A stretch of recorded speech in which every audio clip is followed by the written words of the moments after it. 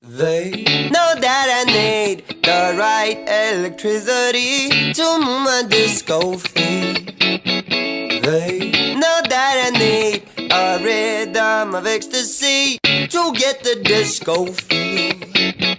Baby, give me the song that keeps rolling on. Morning, and it's time for espresso.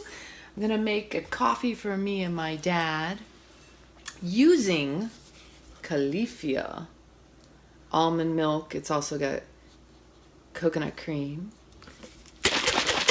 This is really sweet. Just so you know, there's some cane sugar in it. And so if you don't know about this brand, it's a great alternative to dairy. I've already turned on the espresso machine. This is a Breville that my sister has had for years. When she lived in Alaska and was pregnant with Leilani, we're talking like 10 years ago. What I like to do is do the steaming first. And I'm actually going to mix it with some regular almond milk because this is unsweetened, and it's a little better because the creamer itself to me is a bit sweeter than you need. And you don't need any actual additional sweetener. It's so good. So shake it up, baby.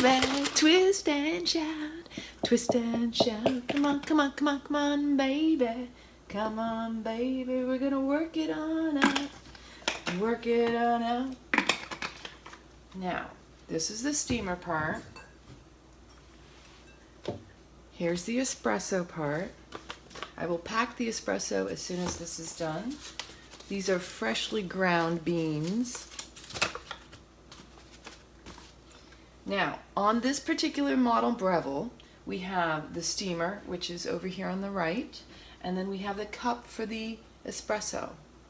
Now, you turn it to the steamer part, and it starts flashing heating. Then, we're going to use this as soon as it starts. Doom, doom, doom, doom, doom, doom, doom, doom.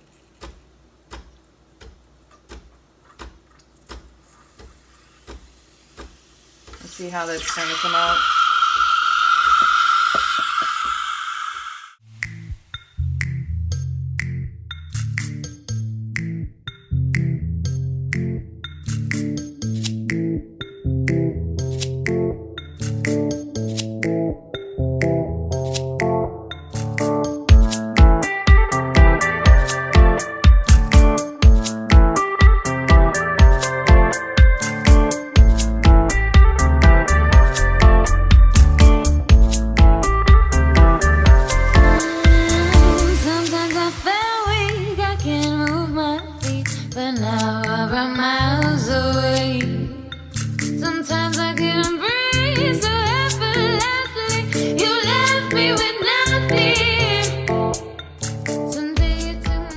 And so we have the espresso. La crema is the creaminess that sits on top of an espresso.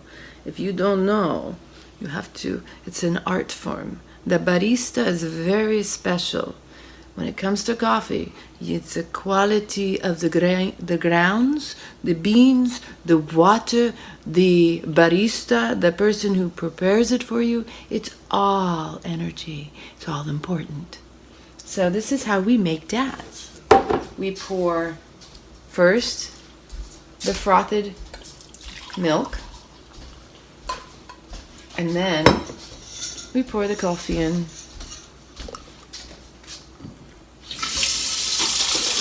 And voila! This coffee's for you. Thanks. Some oatmeal, simple and yummy. Good for the belly. And some coffee. Cheers to a good morning and a good start to your day.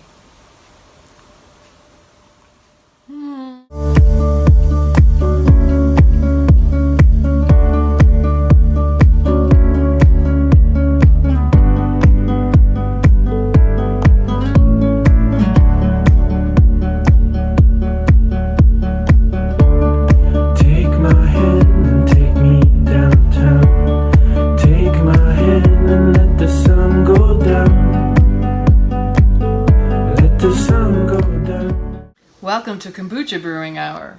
We're going to set Dad up with some kombucha in the house. So here's what we did. We made some orders online. I brought the kombucha that I made from home with us up on this trip. I've got a couple bottles here. This is already fizzy, and how do you know? For those of you who don't understand, always check your caps. If it looks like it's got a little bubble up in there, there's a lot of pressure being built up. My sister had some extra Eco Teas Yerba Mate unsmoked. Best one that I use is this brand. I like this brand. There are others out there. You're limited, not limited. You're only limited by your mind. So you choose wisely whatever you want to use. I prefer unsmoked. I've been using smoked, which is not going to hurt anything, but it will impart that smokiness. We picked up some organic sugar, cane sugar,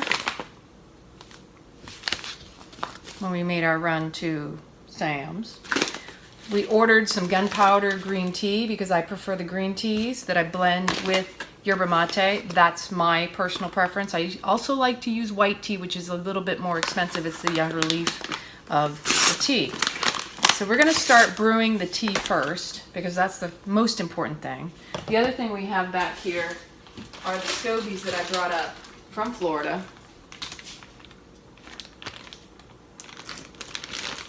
So we will get those in the brew. But first, but not last, most important thing. Smells good, so check it out. This is what we got going on in the gunpowder green tea house. What? This is a much smaller French press. I typically use, I think it's a 54 ounce style size, but this is what we have available to us, so this is what we're using. We're going to open up the yerba mate. You can measure it out. I kind of already know how much to put in here. We don't have a measuring, we have measuring cups. But what I'm going to do is put a coating on the bottom. And see, we're working with 2-gallon container. And I'll show you that in a second. So that's how much yerba mate is in there. If you put too much, what's going to happen is you're not going to be able to push the press down. In this case, we might have to do 2 separate rounds, and that's okay. And now with the green tea, it's also very concentrated. I'm going to go half and a quarter. So that's how much of the green tea is on top of the yerba mate. That's what we're using today. I typically use, per gallon, 1 cup of sugar. You can go a little bit more if you absolutely need it. This is the jar that we will be using. You've seen them before if you've watched my videos. The lid protects the bugs from getting in. Still allows oxygen. I prefer to put a towel over it too, just in case. Now, we do have some tricky little flies that have been round around over here. So these are the Booch scobies, symbiotic cultures of bacteria and yeast. All right, but before we're going to add the water to this. We're using well water here, which is even better than going out and buying or having to have a filtration system. We have a water softener. We're going to fill this up. I also have filters that are plastic, or nylon actually. So there's that. We'll let this sit off to the side. Make sure if you have a French press, you make sure that screen that you push down the tea with. See, with this first press, I can already tell you, I'm going to pour that into the container already. Why? Because it's already green, and it's a lot.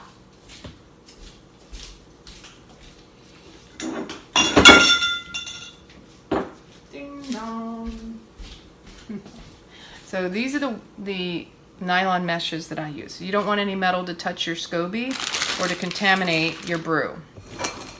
I use this because sometimes these French presses don't get all of the tea.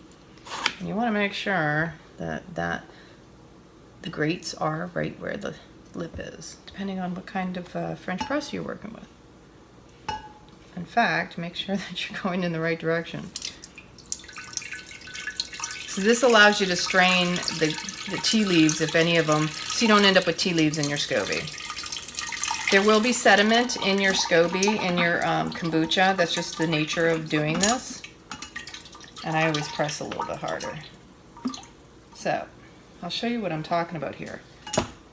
Because not everybody gets this. See that?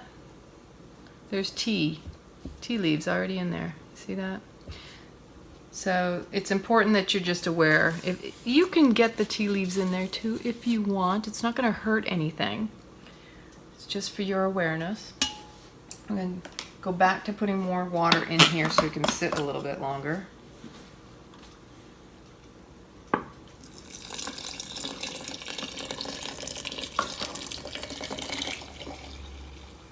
I've been doing this for about eight years or so now.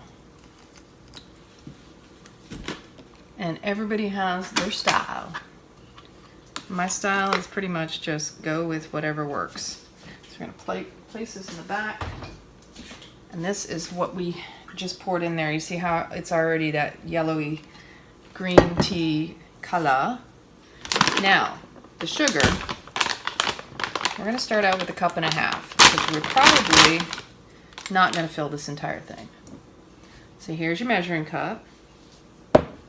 And I said 1.5 cups, so I have to say that out loud so I don't overdo it.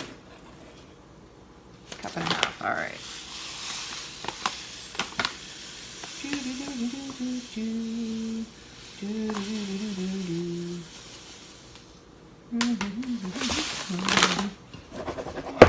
If you're not on the money, it's okay.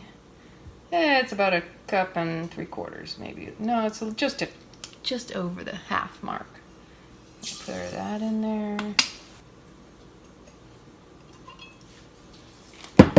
Wooden spoons are a must. We have wooden spoons coming today or Friday. So if we don't have the wooden spoons, here's the alternative. Stir it up just by moving it. See all that sediment on the bottom? That's all the sugar. And that's what the SCOBY, the kombucha, is stimulated by the caffeine in the tea. And it creates this, oh, I'm hungry effect, and it eats the sugar and creates that probiotic fermentation effect that we all love. That's better than soda. Dad's learning as we go. I like to press out all the air out of everything because it keeps things fresher and not stale. Here's where it gets messy when we put the kombucha SCOBYs in here, because there's also liquid as well. So it's like a pancake.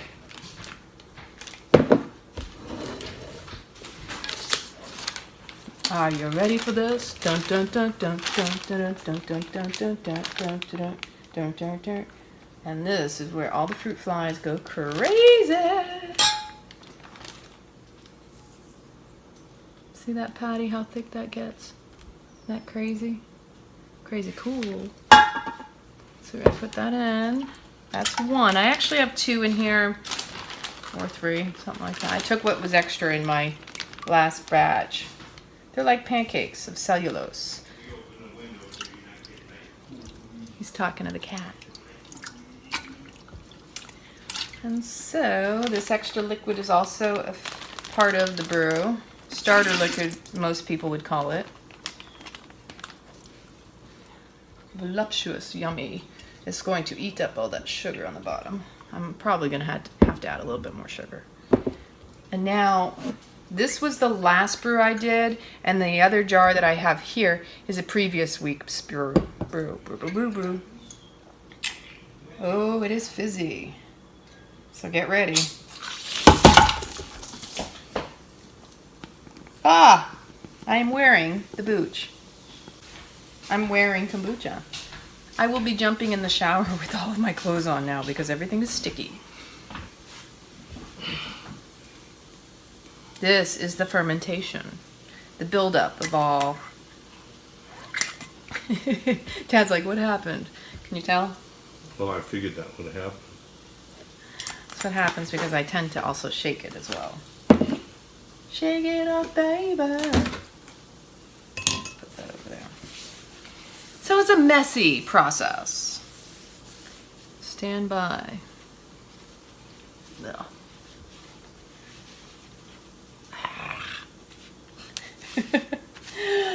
This is the part about life, that things do get messy, but don't fret, don't get upset, just go with the flow. Things happen. If you let them bother you, that's where you create your own stress. It's how you react and respond and show up. So I'm not going to get upset. I'm all sticky. It's all good. Now, what we're going to do is pour, hopefully that other bottle won't be so explosive, but I have a feeling it may be because it's already got a little cap going on. Oh yeah, that's already rushing. Hold it upside down over that. I did that. That's why the other one ended up like, I mean, it's less mess on the other one. See how that's going up to the top? Highly recommend. That's what we call burping, when you allow it to go up and you just let it sit on the counter until that stops foaming. You can also clean it up later. So that is just the beginning of the process. We have the starter in there. We have some sugar in there, and we're going to create more tea and in the brewing. What I tend to do is cold brew.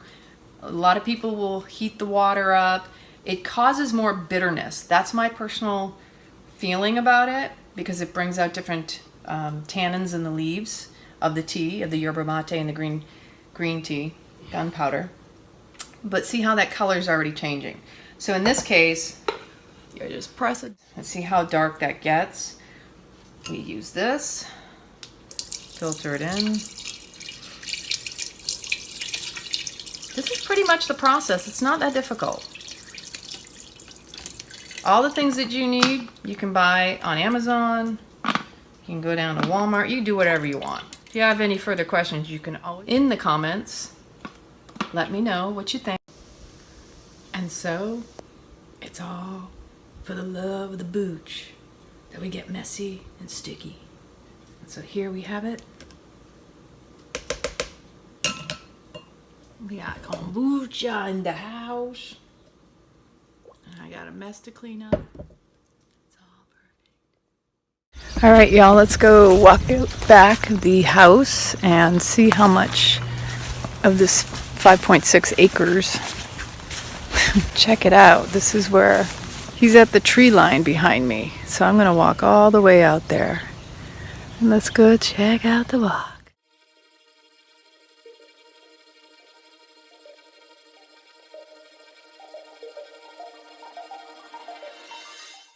Check this out. I'm moving out here, and I don't know what's out here. These are some tall grasses here, and Dad needs to hire somebody to come out and mow it down, but something was moving out back here, so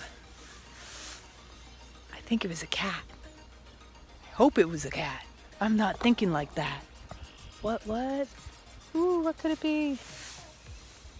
Maybe it was a snake. Maybe a creature. Ooh. Arr.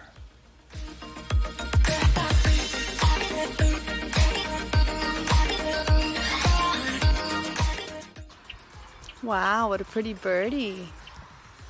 Well, I can assure you one thing. The ground is not 100% flat, because as I'm walking through this really steep grass, and it's up to my hips, I'm stepping into what feel like possible holes.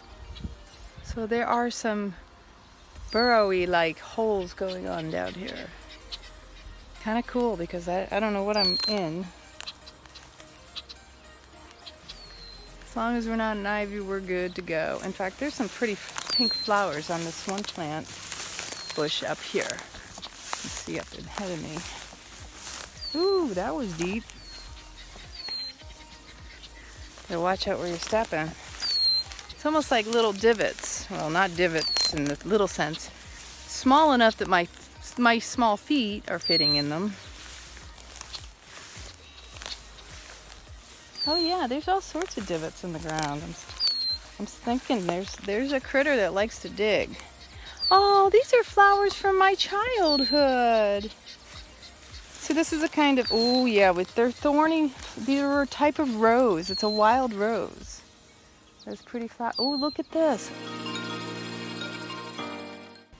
And they smell nice too. And they're thorny. Nothing better than bringing childhood back.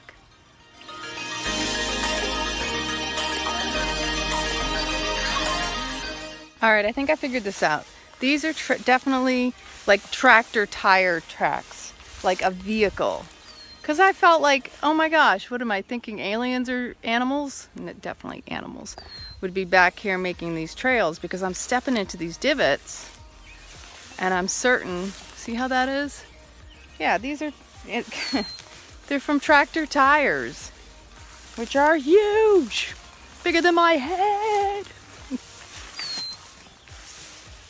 It's so awesome just to see the piece of like these blades and how you can sit amongst it and it doesn't really move. It's just so cool. Why the animals crouch down low so you don't know where they're at.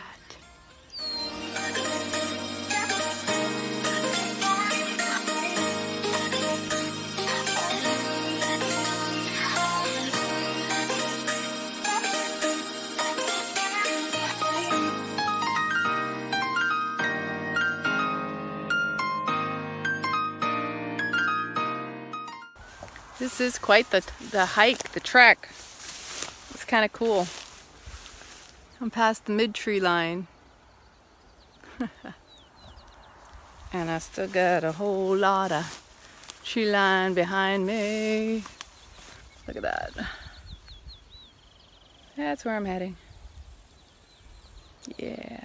See the sounds of the birds, isn't it just so peaceful?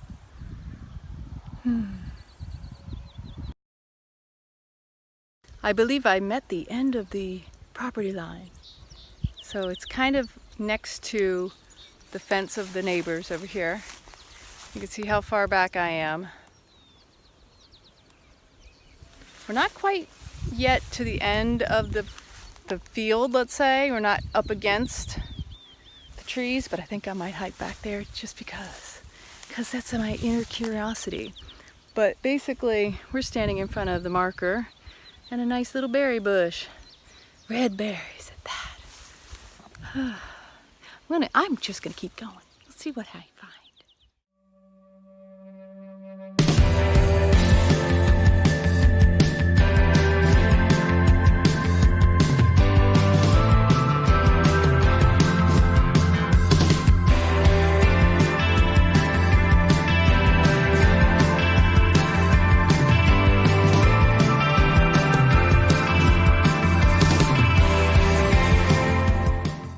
Oh, that breeze feels so good in the shade, let me tell you.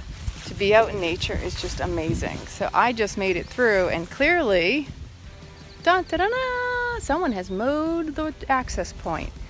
And look at how high that grows. Look at that. Like, I just came out of that. Over my shoulder. That's quite the hike. And without a little bit more hiking, you can barely see the house. So this is clearly an access route. And check out these amazing foresty areas. I love this. So when I was a kid, I would so easily be tempted and take the opportunity to go check out what's going on in between the trees. Listening to the whispers of the wind on the leaves in amongst these cool living trees.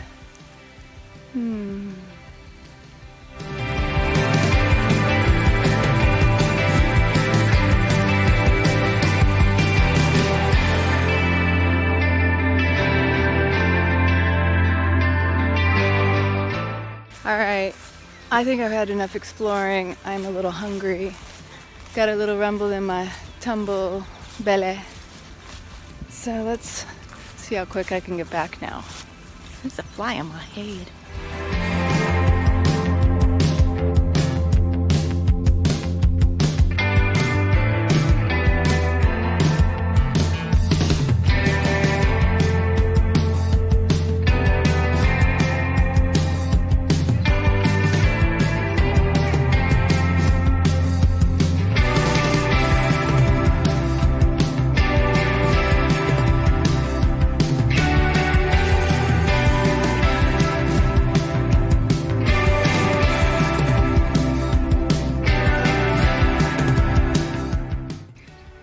thoroughly enjoyed that.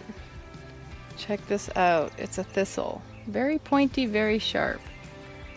I thought it was burdock, but I think my sister said it's some sort of a milk thistle. And that was a really nice, enjoyable cut up my legs. Let me tell you, these my legs are just really scratched up. But hey, it's a price you pay for being out in nature raw. Arr.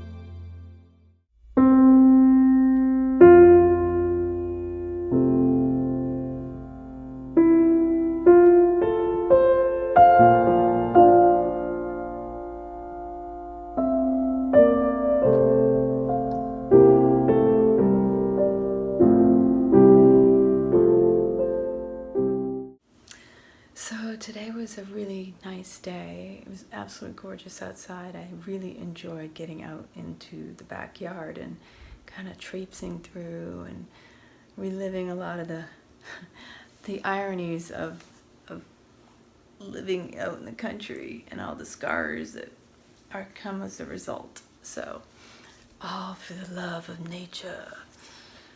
Au natural. So, yes, a little stingy, but it's okay, and I'm fine, just fine. Set up the kombucha for Dad, so all he has to do is brew it, along with showed him how to use the espresso machine. He made a juice, we made salad, I dusted around the tops of the counters, he mopped the floors. It's been basically a lot of house chores. But the highlight, I have to say, was going out into the backyard and getting a chance to walk out there. And then when my dad came in, he said, "Look outside the window, look outside the window." It was a family of deer, or I think he said possibly 2 mama deers and 2 does. They were so sweet. Because the grass is so high, they have plenty to feast on. And I'm assuming they're going to eat the clover. So, yeah, it was really sweet. It was very sweet. But I have to share that I wasn't exactly in my highest self today, because sometimes I get upset at feeling judged by my dad regarding my food, and it's actually a passive-aggressive judgment. And the reason I'm bringing this up is because it isn't even about, and I've had this in my life where I don't really care what other people want to eat and drink and do. And you know what? I went through the dogma. I went through the series of being very hard on myself and wanting to help others and not recognizing it's a choice. It's not something I can impose or expect someone to pick up just because I picked up. But what is more upsetting to me personally is when I go to a restaurant and my father gets on the defense. The first thing when the waitress or waiter comes over, it's, "Yeah, I can eat whatever, don't worry about me, she's the problem," or just says something in a way that it's very dismissive. A lot of passive aggressivity in my family, and non-confrontational, because technically that's the kind of thing that if I speak up about it, my dad just wants to change the subject. He doesn't want to have the conversation. He doesn't want to engage. He just wants to forget about it. Just, why are you talking about that? What is, da-da-da-da. He just completely shuts down. And having grown up with that was extremely difficult, because I've always been very in-your-face confrontational and communicative, because I didn't know how else to get someone's attention. And because of the way my family dynamics were growing up, what I witnessed was the only way people would actually engage is if one was speaking louder than the other in these higher octaves. And nobody was actually listening. It was more ego. It was more narcissism of, I can get the last word in, not actually listening to one another. But the hurt inner wound that I have discerned from all of this is that ultimately the reason people scream and yell and raise their voice and get really frustrated and upset is because they don't feel heard. They don't feel seen. They feel ignored. And the whole purpose of a conversation, the whole purpose of relating to one another is to relay information back and forth, not to be one-sided. This one always listens to the other and the other doesn't have the time to listen to their partner or their friends or their family. We all want to be heard and seen and witnessed in living this life. But if you're stuck in a narcissism of, I want to be heard, but I don't want to have to listen to anybody else, I mean, that's a big check-in. And have I been like that? Of course. We've all been there. I'm just saying from the perspective of whether you're living there, whether you're stuck in it so much that you literally shut people down, you reject them, resist anything they have to say just because of your discomfort with confrontation, with any form of, I have to actually engage with this other person, I have to listen. If you're unwilling to listen, if you're already dismissing someone who comes to you, do you think it's appropriate if somebody were to do that back to you? Would you truly do that if you yourself disliked having it done? But see, not everybody's going to sit with that. Not everybody's going to confront that and recognize that you are doing something that you dislike being done to you. And that's where the vicious cycle comes in.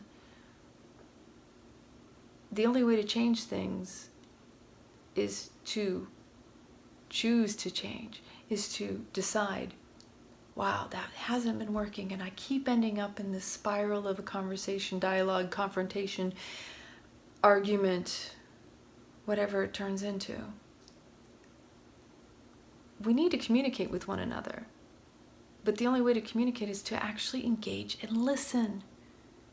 To understand someone is to stand under them, is to be willing to see them, to witness them and where they're at in the moment, instead of thinking up what's the next thing I'm going to say, how am I going to respond, oh, I have to relate, I have to console, I have to just be there.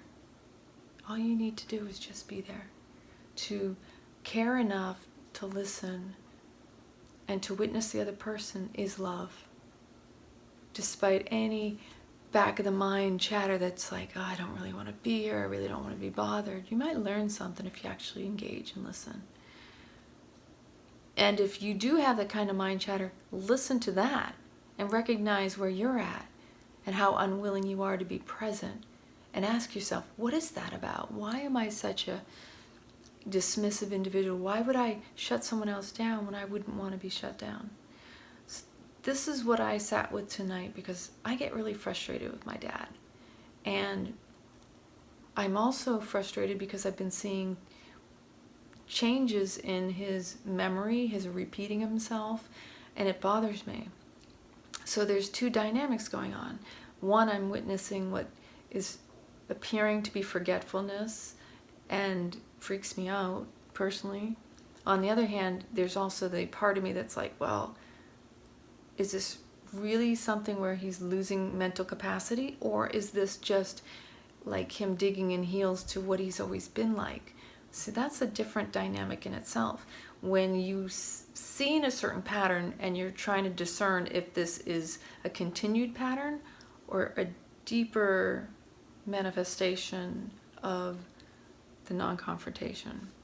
Because I personally believe a lot of where these different diseases come from are from our inability to be present with what is within us, to confront what hurts, to allow ourselves to feel through the pain and the suffering that we've endured to the point of completion, to be vulnerable, to be truly in our muck.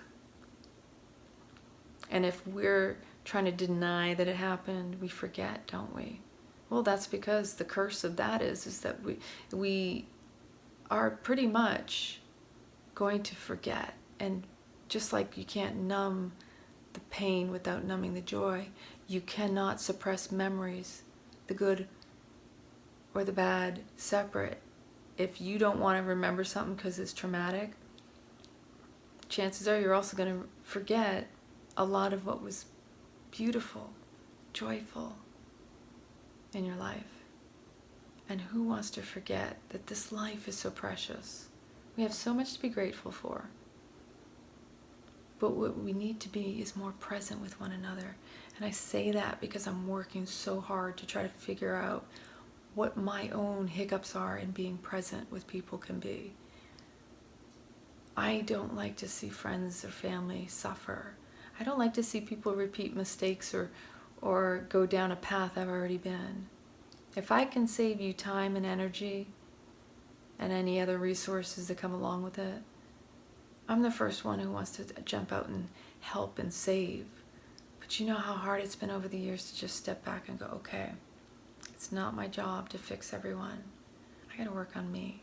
And what in myself am I denying looking at that I have to go and fix it in someone else? So, not trying to fix my family, but trying to find different ways to communicate on a level that doesn't throw someone off. I'm pretty darn patient, and I get impatient still because of the fact that I feel like my patience isn't even enough. So this is my own beating myself up. I'm sitting here feeling like a failure because I'm unable to communicate in a way that makes someone like my dad feel comfortable to be confrontational or engage in a dialogue that he may not want to have. I've tried to approach certain things, or maybe I get upset and I kind of snap something back, but snap it in a way that I'm like, I think it's pretty gentle compared to my past self, only for my dad to basically shut me down again. I'm like, whoa, what do I need to do? How can I approach this better? How can I be better? And that's a challenge. That has been a challenge. And so I'm working through it. I'm doing the best I can. I just get really, exhausted, but sad. Because I think ultimately, if people could recognize the reason we get upset is because we care. If you didn't have emotion, anger especially, then that would just basically mean you don't care. You just don't care. Because an emotion, anger especially, is the deepest proof that you do give a shit. It's the easiest, pretty much most blunt way I can put it. And so yes, I care. And when I lose it, then I find myself again. Shouldn't deny any part of ourselves whatsoever. Doesn't matter what it looks like. Might not feel so pretty. Might be embarrassing. But that's yours, so own it. Appreciate it, because guess what? Ain't nobody gonna care if you embarrass yourself along the way of life. If you do something silly, or you just have to be more forgiving, because guess what? It's just an experience. We just need to let go a little bit more and trust the process. We're all taken care of. We just have to let ourselves be. So, I had a chip of my tooth. I had a big chunk of my tooth coming out. I almost forgot about this. I know, great way to end. And I've been trying to figure out, okay, I have this tooth back here, and I already broke off some of it, and I don't even know. It doesn't hurt. This is the thing. But you ever stick your tongue up under, and I know those of you who have had fillings or dental work of any nature, you stick your tongue up to the tooth and it feels like literally there's like a perfect hole going straight up in. That's really weird. I don't know. Squirrel. So that kind of bugs me because it doesn't hurt. I have no indication of if I'm supposed to be concerned. But just to say good night, God bless, I love you so much. It's time for lights out.